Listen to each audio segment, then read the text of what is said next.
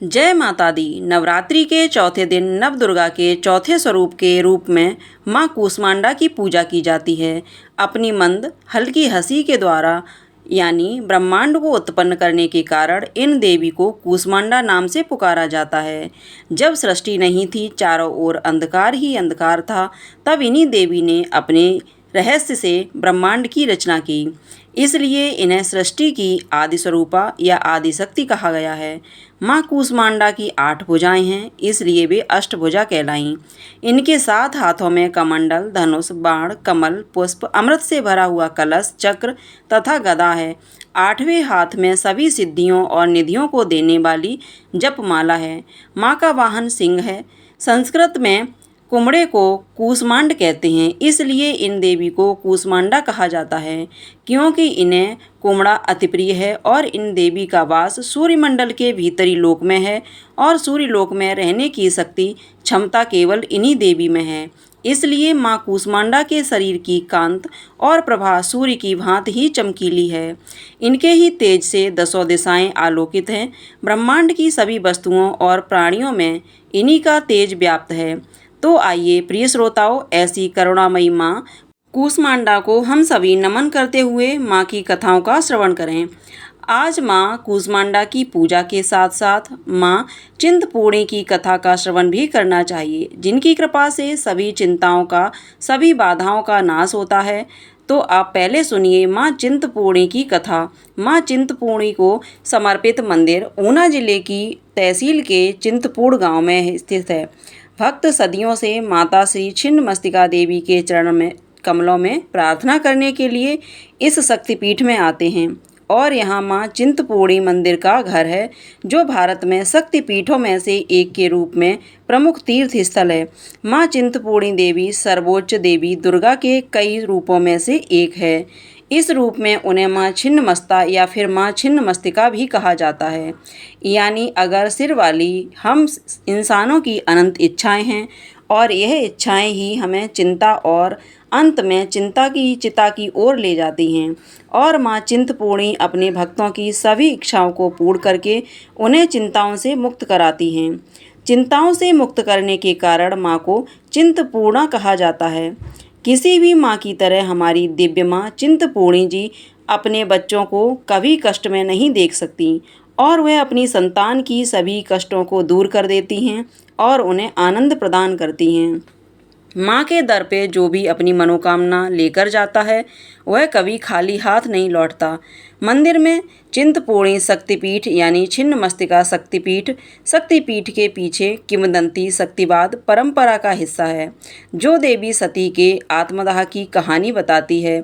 श्री विष्णु को देवी सती के शरीर को 51 भागों में काटना पड़ा और यह 51 अंश पृथ्वी पर जहाँ जहाँ गिरे वहीं पर पवित्र स्थल बन गए। वहीं पर शक्तिपीठों का निर्माण हुआ।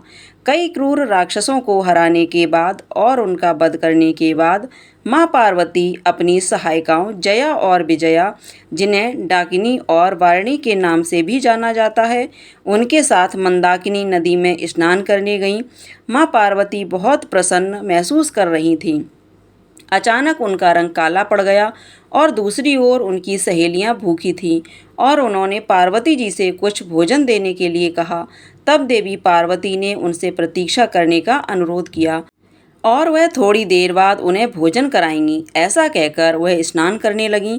थोड़ी देर के बाद वे भूल गईं और स्नान करके जब चलने लगीं तो जया और विजया ने एक बार फिर से माता पार्वती से आग्रह किया कि वे भूखी हैं और उन्हें भोजन की आवश्यकता है और देवी तो ब्रह्मांड की माँ हैं और वे उनकी संतान हैं और एक माँ अपनी संतान को भला भूखा कैसे रख सकती है। इसलिए जल्दी से भोजन कराने के लिए उन दोनों सखियों ने कहा। तब देवी पार्वती ने उत्तर दिया कि उन्हें घर तक पहुंचने की प्रतीक्षा करनी चाहिए। दोनों सखियां अब और प्रतीक्षा नहीं कर सकीं। वे बार बार आग्रह करने लगीं कि उन्हें भोजन चाहिए और उन्हें बहुत ज़ोर से भूख लगी है, इसलिए तुरंत ही भोजन लाया जाए। तब दयालु देवी हंसी और अपनी उंगली के नाखून से अपना शीश काट लिया। तुरंत ही रक्त 3 दिशाओं में फैल गया और तब जया और विजया ने 2 दिशाओं से रक्तपान किया और तीसरी दिशा से देवी ने स्वयं रक्त पिया। क्योंकि देवी ने अपना सिर काटा था, इसलिए ही उन्हें छिन्नमस्तिका के नाम से जाना जाता है। पौराणिक परंपराओं के अनुसार छिन्नमस्तिका माता की रक्षा चारों दिशाओं में शिव, रुद्र, महादेव द्वारा की जाएगी। 4 शिव मंदिर हैं। पूर्व में कालेश्वर महादेव, पश्चिम में नारायण महादेव, उत्तर में चुमकुंद महादेव और दक्षिण में शिववाड़ी, जो कि चिंतपूर्णी से लगभग समान दूरी पर है। इसमें चिंतपूर्णी को मां छिन्नमस्तिका के निवास स्थान होने की भी पुष्टि होती है और ऐसा भी कहा जाता है कि यहाँ पर मां सती के चरण गिरे थे, इसलिए भी इस जगह को, इस स्थान को चिंतपूर्णी कहा जाता है। कहा जाता है कि 14वीं शताब्दी में एक दुर्गम भक्त ने यहाँ पर मंदिर का निर्माण करवाया था। माईदास के 2 बड़े भाई थे, दुर्गादास और देवीदास, और माईदास का अधिकतर समय पूजा पाठ में बीतता था, जिस कारण से वह घर का कोई काम नहीं कर पाते थे। तब देवीदास के भाइयों ने माईदास को परिवार से अलग कर दिया, जिसके बाद वह घर छोड़कर निकल पड़े। रास्ते में आराम करने के लिए एक वृक्ष के नीचे रुके तो स्वप्न में एक दिव्य कन्या ने उन्हें दर्शन दिए और वह कन्या बोली कि मैं यहाँ पर विराजमान हूँ, मेरी पिंडी बनवाकर यहाँ मेरी पूजा किया करो, मैं तुम्हारे वंश की रक्षा करूँगी। जिसके बाद माईदास ने यहाँ माता का भवन बनाया। यही थी माँ चिंतपूर्णी की कथा। सभी प्रेम से बोलिए चिंतपूर्णी मैया की जय। समय के प्रवाह में कभी कभी ऐसे क्षण भी आते हैं जब स्वयं पर्वत टूटने लगते हैं, नदियां रो पड़ती हैं और आकाश बिजली की तरह गरज उठता है। क्योंकि जिस धरती को माँ ने अपने आंचल से पाला, उसी धरती को आज हम मानव स्वयं नष्ट करने पर तुले हुए हैं। धार्मिक स्थल जो कभी तप, साधना और आस्था के प्रतीक थे, आज मौज मस्ती और दिखावे का अड्डा बन चुके हैं। प्रकृति में जो माँ का स्वरूप है, उसका अपमान किया जा रहा है। भक्ति जो हृदय की गहराई में बसनी चाहिए थी, अब केवल मंच और शोर में खो गई है। ऐसे ही समय में अब अराजकता चारों ओर फैल चुकी है। जब मानव अपनी सीमाएं भूलकर अहंकार में डूब चुका है, तब माँ कूष्मांडा का क्रोध भड़क उठता है और उनकी गर्जना प्रलय का आवाहन करती है। आइए अब सुनते हैं माँ कूष्मांडा की वह चमत्कारी और शिक्षाप्रद कथा, जो हर भक्त के हृदय को झकझोर देने वाली है। और यह कथा सिखाई गई कि एक सच्ची भक्ति, सेवा, प्रेम और प्रकृति की रक्षा में, न कि दिखावे और व्यापार में। जब कहीं कुछ भी नहीं था, न आकाश था, न पृथ्वी थी, न जल, न वायु, चारों ओर केवल अंधकार था, तब माँ कूष्मांडा ने अपनी दिव्य और मधुर मुस्कान मात्र से इस संपूर्ण ब्रह्मांड की रचना की।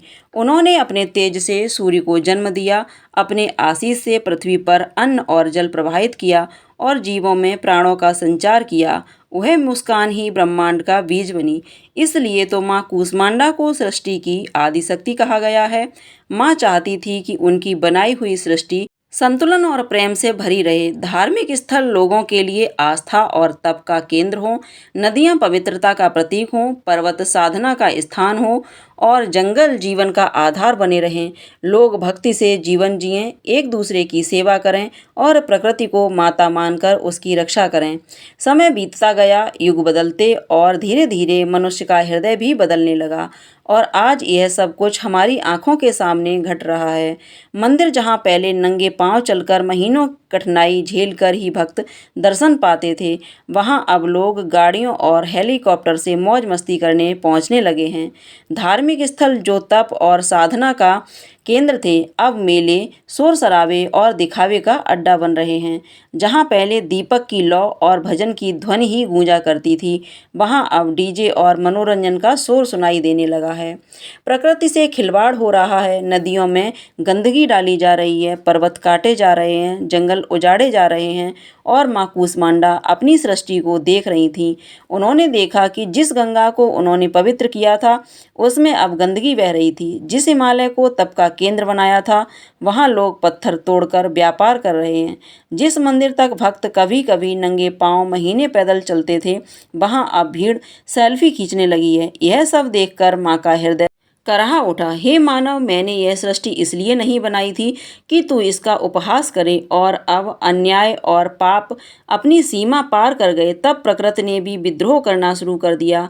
कभी अब भयंकर भूकंप आता है तो कभी अनियंत्रित बाढ़, कभी महामारी से लोग कराह उठते हैं तो कभी सूखे से अन्न दुर्लभ हो जाता है। ऋतुओं का संतुलन बिगड़ चुका है, सर्दी गर्मी वर्षा का कोई समय ही नहीं रहा और अब यह सब कुछ आज हमारे चारों ओर घट रहा है। यह सब तो माँ के क्रोध की केवल शुरुआत भर है। अचानक एक दिन आकाश में तेजों में आभा फैली, सूर्य का प्रकाश फीका पड़ गया और धरती कांप उठी। माँ कूष्मांडा सिंह पर आरूढ़ होकर प्रकट हुई। उनकी अष्टभुजाओं में शस्त्र चमक रहे थे और उनकी आंखों में करुणा के साथ साथ भयंकर क्रोध की ज्वाला भी जल रही थी। उन्होंने दिव्य स्वर में गर्जना की, हे मानव, तूने मेरी बनाई हुई सृष्टि का संतुलन बिगाड़ दिया है। तूने प्रकृति का अपमान किया है, धर्म को व्यापार बनाया है और भक्ति को दिखावा। अब मैं तुझे उसके पाप का फल दिखाऊंगी। और इस तरह माँ के क्रोध से धरती कांप उठी। समुद्र की लहरें उठकर तट तोड़ने लगीं। पर्वतों से पत्थर टूटकर नगरों को ढकने लगे। आकाश से बिजली गिरी और अग्नि देखते ही देखते चारों ओर फैल गई। लोग मंदिरों में भागे पर वहाँ भी उन्हें शांति नहीं मिली, क्योंकि वहाँ तो आस्था नहीं, केवल शोर और दिखावा चल रहा था। जब सब ओर अराजकता छा गई तब कुछ सच्चे भक्त माँ के चरणों में जाकर गिर गए। उनकी आंखों से आंसू बह रहे थे। उन्होंने एक स्वर में कहा, हे माँ, यह सच है कि हमने भूल की है, हमने प्रकृति का अपमान किया, हमने धर्म को व्यापार बना दिया। माँ, लेकिन अब हमारी रक्षा कर दीजिए, हमें सुधारने का बस एक अवसर दीजिए। माँ और उनकी सच्ची पुकार सुनकर भला करुणामयी माँ का हृदय क्यों न पिघलता। माँ ने करुणा से कहा, हे मानव, याद रखो, धर्म का अर्थ सेवा और त्याग है, ना कि व्यापार। भक्ति का अर्थ विनम्रता और विश्वास है, ना कि दिखावा और शोर। प्रकृति मेरी देन है, उसकी रक्षा करना तुम्हारा कर्तव्य है और यदि तुम इन बातों को समझोगे तो तुम्हारा जीवन सुख और शांति से भर जाएगा। लेकिन यदि तुम फिर से लोभ और अहंकार के रास्ते पर चले तो अब की बार मेरा यह क्रोध महाप्रलय का रूप लेगा। लोगों ने माँ के चरणों में गिरकर प्रण किया कि वे अब सच्ची भक्ति करेंगे, प्रकृति का आदर करेंगे और धर्म को पवित्र बनाएंगे। अब माँ कूष्मांडा का वह तेज शीतल हो गया। देखते ही देखते माँ की कृपा से समुद्र शांत हो गया, पर्वत भी स्थिर हो गए और आकाश निर्मल हो गया। भक्तों ने तब मिलकर कहा, जय माँ कूष्मांडा, जगत जननी की जय। तो प्रिय श्रोताओं, इस कहानी का सार बस इतना ही है कि आज जो कुछ भी हमारे चारों ओर हो रहा है, आपदाएं, बीमारियां या प्रकृति का असंतुलन, यह सब माँ की चेतावनी भर है। भक्ति का अर्थ दिखावा नहीं बल्कि सच्चा विश्वास और सेवा है। प्रकृति को बचाना ही माँ की सच्ची आराधना होगी। और अगर हम अभी भी नहीं सुधरे तो महाप्रलय तो निश्चित है। सभी मिलकर प्रेम से बोलिए, कूष्मांडा माता की जय। किसी देश में सुशील नाम का एक निर्धन ब्राह्मण रहा करता था। हर दिन मिलने वाली भिक्षा से ही वह अपने परिवार का पेट पालता था। उसका परिवार बहुत बड़ा था, इसलिए वह प्रातःकाल होते ही भिक्षा मांगने के लिए घर से निकल जाता और शाम होने पर लौट कर आता। फिर देवताओं, पितरों और माँ दुर्गा के साथ ही अतिथियों की पूजा करने के बाद, आश्रित जनों को खिलाने के बाद ही वह खुद भोजन ग्रहण किया करता था। इस प्रकार भिक्षा को वह भगवान का प्रसाद समझकर ग्रहण करता और इतना दुखी होने पर भी वह दूसरों की सहायता के लिए सदा तैयार रहा करता था। गरीबी के कारण उसका मन दुखी रहता था, फिर भी वह सदैव धर्म कर्म में लगा रहा और अपनी इंद्रियों को उसने अपने बस में रखा था। इसलिए वह सदाचारी, धर्मात्मा और सत्यवादी था। उसके हृदय में कभी भी अहंकार, क्रोध या ईर्ष्या जैसे बुरे विचार उत्पन्न ही नहीं होते थे। एक बार उस ब्राह्मण के घर के पास में सत्यव्रत नाम के एक तेजस्वी ऋषि आकर ठहरे। वे एक बहुत ही पहुँचे हुए तपस्वी थे। उनके सामने विद्वान और सभी वेदों के ज्ञाता और कोई भी नहीं था। जल्दी ही बहुत सारे लोग उनके दर्शन करने के लिए आने लगे। उस ब्राह्मण के मन में भी तपस्वी से मिलने की इच्छा जागी और वह भी उनकी सेवा में उपस्थित हो गया। महर्षि सत्यव्रत को प्रणाम करके वह ब्राह्मण कहने लगा, हे ऋषिवर, आपकी बुद्धि अत्यंत विलक्षण है और आप अनेक शास्त्रों, विद्याओं और मंत्रों के जानने वाले हैं। मैं एक निर्धन, दरिद्र और बेसहारा ब्राह्मण हूँ। कृपया मुझे बताइए ऋषिवर कि मेरी दरिद्रता, मेरी गरीबी, मेरा दुख किस प्रकार दूर हो सकता है। ब्राह्मण ने कहा कि मुनिवर, आपसे यह पूछने के पीछे मेरा उद्देश्य केवल यही है कि मुझ में अपने परिवार का भरण पोषण करने की शक्ति आ जाए। धन के अभाव के कारण मैं उन्हें पर्याप्त रूप से सुख सुविधाएं नहीं दे पा रहा हूँ। हे दयानिधे, तप, दान, व्रत, मंत्र या ऐसा कोई जप बताइए जिससे मैं अपने परिवार का पेट अच्छी तरह से भर सकूं और उन्हें सारी सुख सुविधाएं दे सकूं। मेरी बस इतनी ही इच्छा है कि मेरा परिवार सुखी हो जाए। प्रिय श्रोताओं, महर्षि सत्यव्रत ने सुशील ब्राह्मण को भगवती दुर्गा की महिमा बताते हुए नवरात्रि व्रत करने की सलाह दी। महर्षि सत्यव्रत ने उस ब्राह्मण से कहा, हे ब्राह्मण, अब मैं तुम्हें कूसमांडा की कथा सुनाता हूँ। तुम भी अच्छे से मन लगाकर और पवित्र मन से, श्रद्धा भक्तिभाव से इस कथा को सुनो। इस कथा को सुनने मात्र से व्यक्ति की अनेक प्रकार की बीमारियों का, अनेकों दुखों का नाश हो जाता है। उसे सद्बुद्धि मिलती है और सुख समृद्धि की प्राप्ति होती है और उसके मन में माता के प्रति अटल भक्ति भी जागती है। यह उस समय की बात है जब संपूर्ण ब्रह्मांड अंधकार से भरे हुए एक शून्य के समान लग रहा था, लेकिन फिर दिव्य प्रकाश की एक किरण चारों ओर फैली। अंधेरा उजाले में बदल गया। अब उस प्रकाश की कोई सीमा नहीं थी। देखते ही देखते वह दिव्य प्रकाश एक दिव्य नारी के रूप में बदल गया और वो कोई नहीं बल्कि स्वयं देवी कूसमांडा थीं।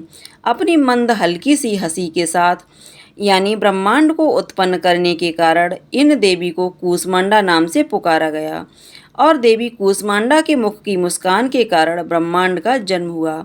हे ब्राह्मण, उन्होंने ही पृथ्वी, सभी ग्रहों, चंद्र, सूर्य, तारे और आकाशगंगा को अस्तित्व में लाया। संसार में जीवन बनाए रखने के लिए सूर्य देवता की आवश्यकता थी, तो कूसमांडा माता ने ही अपने आप को सूर्य में समाहित कर दिया और सूर्य संसार में जीवन का पर्याय है। तो देवी कूसमांडा उनकी शक्ति हैं। माता कूसमांडा ही समस्त ऊर्जा का स्रोत हैं। जब वह सूर्य भगवान के मूल में वास करती हैं तो देवी का अलौकिक तेज भगवान सूर्य को जीवन प्रदान करने की, उन्हें प्रकाशमान बने रहने की क्षमता देता है। कूसमांडा देवी के बिना सूर्यदेव शक्तिहीन हैं और यह देवी कूसमांडा की ही शक्ति है कि कूसमांडा ही इतनी शक्तिशाली हैं। इनसे ही सारा जग रोशन है और ये देवी केवल एकमात्र ऐसी देवी हैं जो कि सूर्यमंडल के भीतर के लोक में निवास करने की क्षमता रखती हैं। माँ की पूजा करने वाले व्यक्ति को अनेक प्रकार से सुखों की प्राप्ति होती है और ऐसा व्यक्ति अपने जन्म जन्मांतर के पापों का नाश करके माता की कृपा से इस जीवन में सभी प्रकार की सुख सुविधाओं को प्राप्त करता है।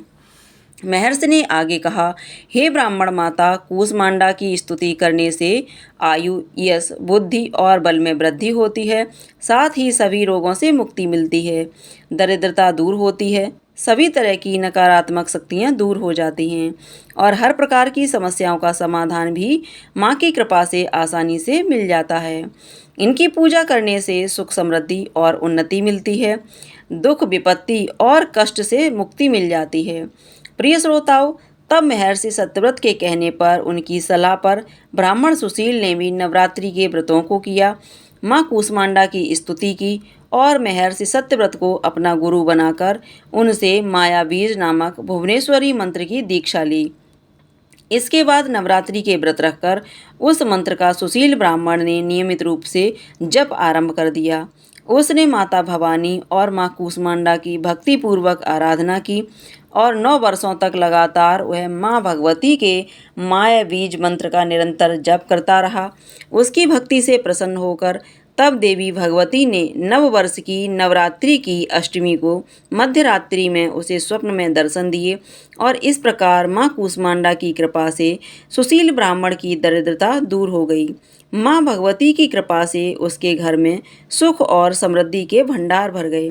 सभी मिलकर प्रेम से बोलिए, कूसमांडा माता की जय। प्रिय श्रोताओं, अब सुनिए महिषासुर मर्दिनी स्तोत्र का हिंदी अनुवाद।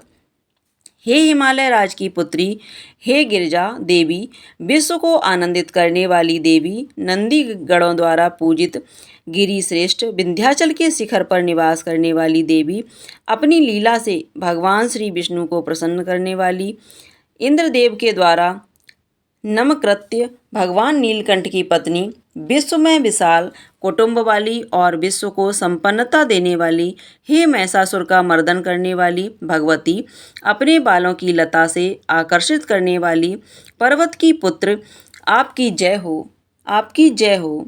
देवों को वरदान देने वाली, दुर्धरा वाली और स्वयं में ही हर्षित रहने वाली, तीनों लोकों का पोषण करने वाली, शंकर जी को संतुष्ट करने वाली, पापों को हरने वाली और घोर गर्जना करने वाली, दानवों पर क्रोध करने वाली, अहंकार को घमंड को सुखा देने वाली, समुद्र की पुत्री, हे महिषासुर का मर्दन करने वाली, अपने बालों की लता से आकर्षित करने वाली पर्वत की पुत्री, आपकी जय हो।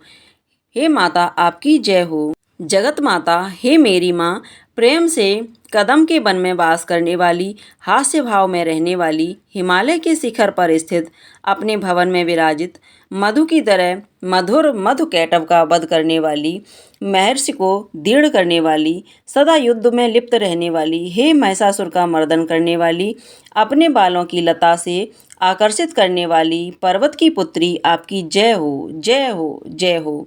शत्रुओं के हाथियों की सूंड काटने वाली और उनके 100 टुकड़े करने वाली, जिनका सिंह शत्रुओं के हाथियों के सर अलग अलग टुकड़े कर देता है, अपनी भुजाओं के अस्त्रों से चंड और मुंड के शीश काटने वाली, हे महिषासुर का मर्दन करने वाली और अपने बालों की लता से आकर्षित करने वाली पर्वत की पुत्री, आपकी जय हो, जय हो। मदों में मत शत्रुओं का वध करने वाली, अजर अविनाशी शक्तियाँ धारण करने वाली, शिवजी की चतुराई जानकर उन्हें अपना दूत बनाने वाली, दुर्मति और बुरे विचार वाले दानव के दूत के स्वयं का अंत करने वाली, हे महिषासुर का मर्दन करने वाली, अपने बालों की लता से आकर्षित करने वाली पर्वत की पुत्री, आपकी जय हो, जय हो। शरणागत शत्रुओं की पत्नियों के आग्रह पर उन्हें अभयदान देने वाली, तीनों लोगों की पीड़ित करने वाली, दैत्यों पर प्रहार करने योग्य त्रिशूल धारण करने वाली, देवताओं की दुंदुभि से दुम की ध्वनि को सभी दिशाओं में व्याप्त करने वाली, महिषासुर का मर्दन करने वाली, अपने बालों की लता से आकर्षित करने वाली पर्वत की पुत्री, आपकी जय हो, जय हो, जय हो। मात्र अपनी हुंकार से धूम्रलोचन राक्षस को धूम्र अर्थात धुएं के समान भस्म करने वाली, युद्ध में कुपित रक्त बीज के रक्त से उत्पन्न अन्य रक्त बीजों का रक्त पीने वाली, शुंभ और निशुंभ दैत्यों की बलि से शिवजी और भूत प्रेतों को तृप्त करने वाली, हे महिषासुर का मर्दन करने वाली, अपने बालों की लता से आकर्षित करने वाली पर्वत की पुत्री, आपकी जय हो, जय हो। युद्ध भूमि में जिनके हाथों के कंगन धनुष के समान चमकते हैं, जिनके सोने के तीर शत्रुओं को विदीर्ण करके लाल हो जाते हैं और उनकी चीखें निकालते हैं, चारों प्रकार की सेनाओं, हाथी, घोड़ा, पैदल, रथ का संहार करने वाली, अनेक प्रकार की ध्वनि करने वाली, भटकों को उत्पन्न करने वाली, महिषासुर का मर्दन करने वाली, अपने बालों की लता से आकर्षित करने वाली पर्वत की पुत्री, आपकी जय हो, जय हो, जय हो। देवांगनाओं तथा आदि शब्दों से युक्त भावमय नृत्य में मग्न रहने वाली, गीतों को सुनने में लीन, मृदंग की धुन में लिप्त रहने वाली, हे महिषासुर का मर्दन करने वाली, अपने बालों की लता से आकर्षित करने वाली पर्वत की पुत्री, आपकी जय हो, जय हो, जय हो। जय जयकार करने और स्तुति करने वाले समस्त विश्व के द्वारा नमस्कृत्य अपने नूपुर के झंझन और झिमझिम शब्दों से भूतपति महादेव को मोहित करने वाली, नटी नटों के नायक अर्धनारीश्वर के नृत्य से सुशोभित नाट्य में तल्लीन रहने वाली, हे महिषासुर का मर्दन करने वाली, अपने बालों की लता से आकर्षित करने वाली पर्वत की पुत्री, आपकी जय हो, जय हो, जय हो। आकर्षक कांति के साथ अति सुंदर, मन से युक्त और रात्रि के आश्रय अर्थात चंद्रदेव की आभा को अपने चेहरे की सुंदरता से फीका करने वाली, काले भंवरे के समान सुंदर नेत्रों वाली, हे महिषासुर का मर्दन करने वाली, अपने बालों की लता से आकर्षित करने वाली पर्वत की पुत्री, आपकी जय हो, जय हो, जय हो। महायोद्धाओं से युद्ध में चमेली के पुष्पों की तरह कोमल स्त्रियों के साथ रहने वाली तथा चमेली की लताओं की तरह कोमल भील स्त्रियों से जो झिंगुर के झुंड की तरह घिरी हुई हैं, चेहरे पर उल्लास से उत्पन्न उषा काल के सूर्य और खिले हुए लाल पुष्प के समान मुस्कान वाली, महिषासुर का मर्दन करने वाली, अपने बालों की लता से आकर्षित करने वाली पर्वत की पुत्री आपकी जय हो, जय हो, जय हो। जिसके कानों से लगातार मद बहता रहता है, उस हाथी के समान उत्तेजित, तीनों लोकों के आभूषण, रूप, सौंदर्य, शक्ति और कलाओं से सुशोभित, हे राजपुत्र, सुंदर मुस्कान वाली स्त्रियों को पाने के लिए मन में मोह उत्पन्न करने वाली, मनमत की पुत्री के समान, हे महिषासुर का मर्दन करने वाली, अपने बालों की आकर्षित करने वाली पर्वत की पुत्री आपकी जय हो, जय हो, जय हो।